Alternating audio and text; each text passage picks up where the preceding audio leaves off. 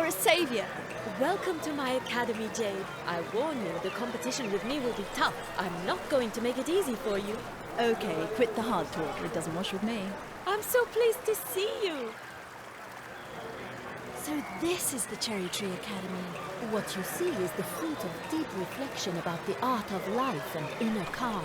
Here we learn to channel violent energy and turn it into a force of goodness. There is no victory without calm, no control without peace. The Academy students are often tormented souls, incapable of mastering their own emotions. They come here to find peace in their being.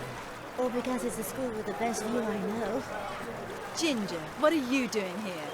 I'm pleased to see you, Jade. Ginger came 2 months ago.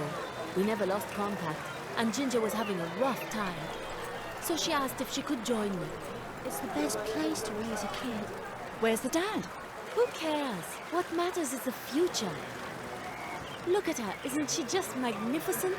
Yes, Q, she is. I think I'm going to be happy here.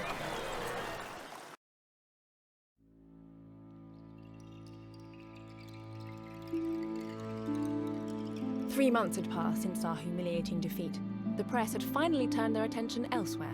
We had withdrawn from the world and moved closer to nature and horses. I felt great. My anger had dissipated in this calm. The mountainside walks and the restful chattering of the streams eased my winter frustrations. However, to satisfy my desire for revenge, I needed more. I started training like a high-level competitor. Nothing had come between my objectives and myself.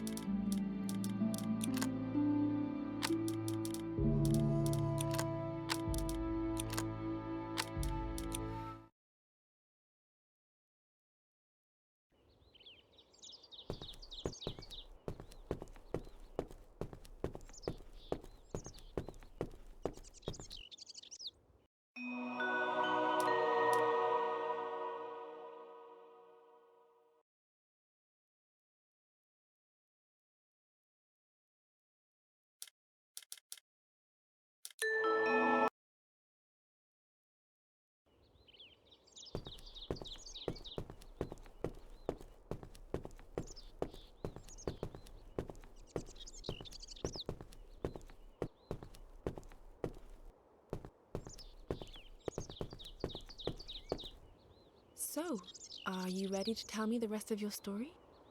Yeah, though it doesn't make me proud. What do you mean?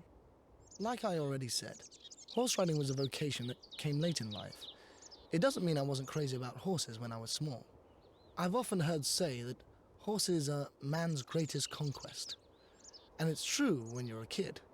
Horses are really impressive. So big and so strong. My father often had horses to take care of, and I loved going with him out to the farms to watch them running in the meadows or resting in the stables. I didn't think about riding horses, just the fact of watching them or feeding them was enough to fill my heart with joy. That's all that counted. It was a magical time in my life. My mum, dad, and me, we were very happy. It was around the age of 14 that everything went haywire. What happened? The businessman, who stripped my dad of half his wealth, opened a factory in Vancouver. The factory started pumping chemical pollutants into the river, killing the fish. My father had no idea who the factory belonged to, but was very active in the campaign to shut it down. He organized demonstrations and petitions. The media picked up on the campaign, and soon everyone was talking about it. What had to be, had to be.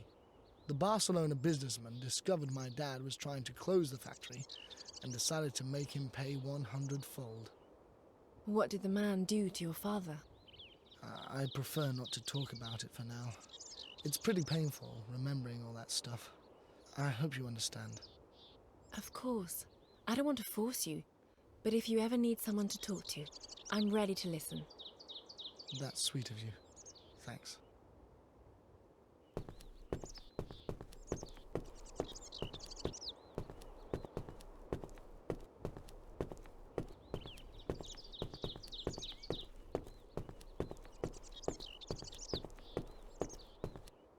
Are you ready to carry on your story, Miguel? You've listened to me up to now, and so I won't offend you by silence. Anyway, none of it was my fault. The businessman who had it in for my father had not only decided to take revenge, but also destroy his life. And he went all out. He set up a whole scam to make my mother believe that my father didn't love her anymore. He imitated my father's handwriting, paid false witnesses, and used other tricks to convince my mum that my father had fallen in love with another woman and that he wanted to leave her. My mother was a proud woman and decided to split, leaving my dad alone with no explanation. You've got to be a real lowlife to pull a stunt like that. The man was a real monster. And it all came from ancient history back in Barcelona. What happened in Barcelona? My dad and the business guy were good buddies in the past. My dad and him spent lots of time together. The business guy had a son, and he wanted his son to join his business when he was older. But when the son met my dad, his passion for animals won out. He stopped caring for his own father's business and wanted to become a vet. The businessman had lost control over his own son, and he blamed my dad. But to go from there to marriage breaking, that's madness.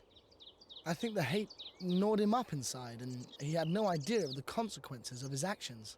The situation just went from bad to worse. How so? Can we talk about it some other time?